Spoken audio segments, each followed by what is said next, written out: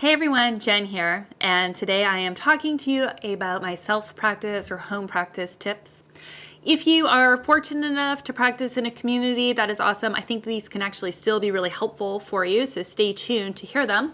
But also at some point, most of us end up practicing alone. It could be because of travel, or it could be because we just don't have any other place to practice.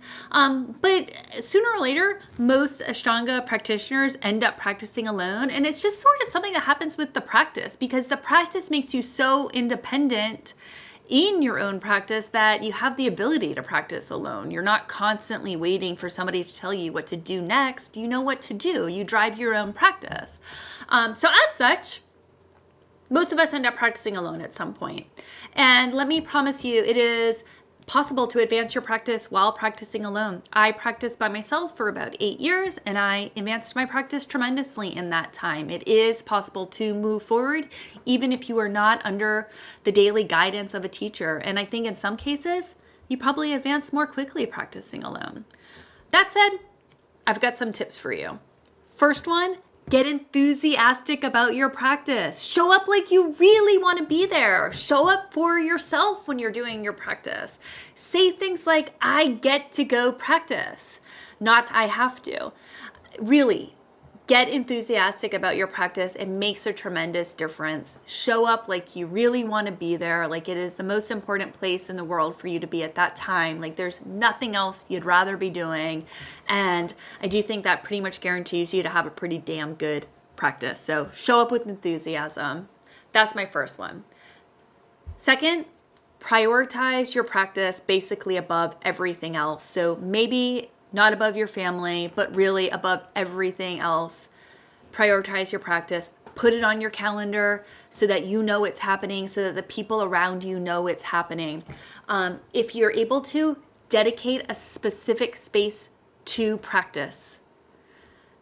Kitchen is for cooking, bedroom is for sleeping, office is for doing work. Your practice space is for doing your practice. It keeps you better focused if you can do that. So the third tip is to make a space. Next up, my fourth tip, get everything you need for your success in your yoga practice. So for sure, you're gonna need a mat, but you might need other props like a space heater if you're practicing by yourself, a humidifier if you're practicing by yourself. Maybe you need to have an altar so that it looks like you've got some deities watching over you while you are practicing.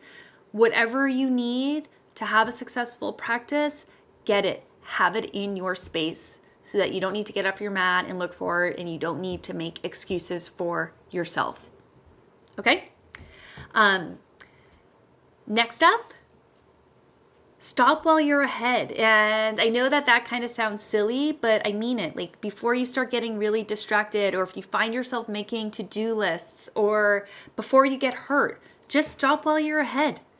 If you practiced, it was good. It's that simple. You don't always have to do everything because that can be a really daunting feeling, especially when you're practicing by yourself. So stop while you're ahead.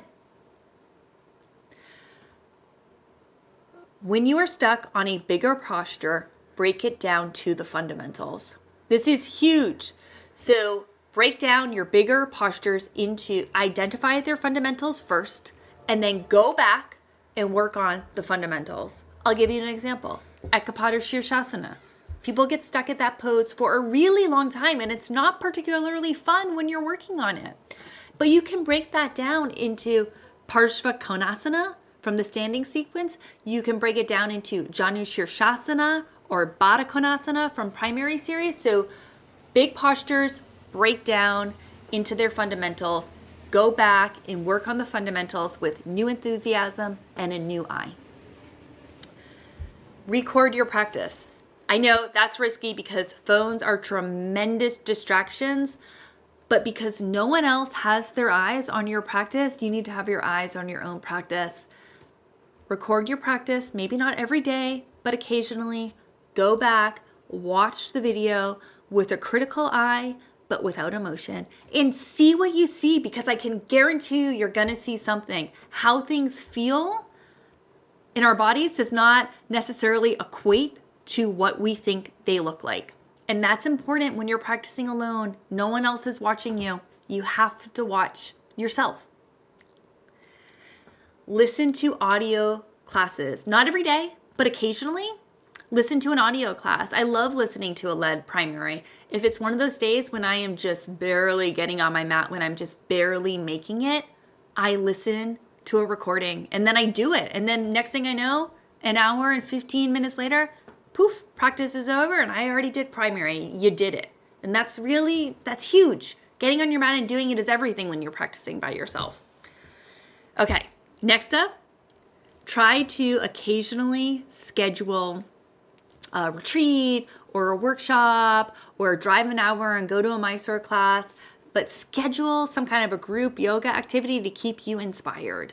I have found for myself that knowing that I had something on the book, something to come up to, something to almost train for and practice for, was a real huge motivator for me. And I always tried to have some kind of a yoga schedule or a yoga trip planned on my schedule because it kept me going, it kept me inspired.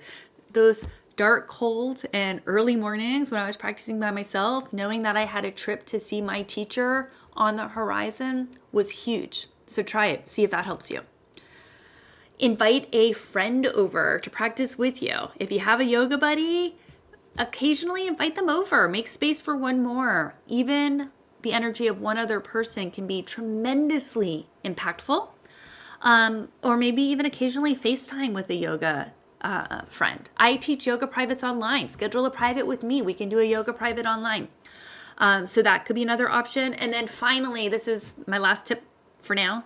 When you're really in a rut, when you are really stuck, when you've skipped practice for 2 weeks and you're just not inspired to get on your mat at all, go drop in on a class. It doesn't even matter what class it is. Are you breathing? Are you moving? You're doing yoga. Go just drop in on a class to kind of break yourself out of that rut. Just being in a class with other people can just give you the help that you need sometimes. So those are my home practice tips. I do have my online interactive second series course coming up soon. It is going to be really awesome.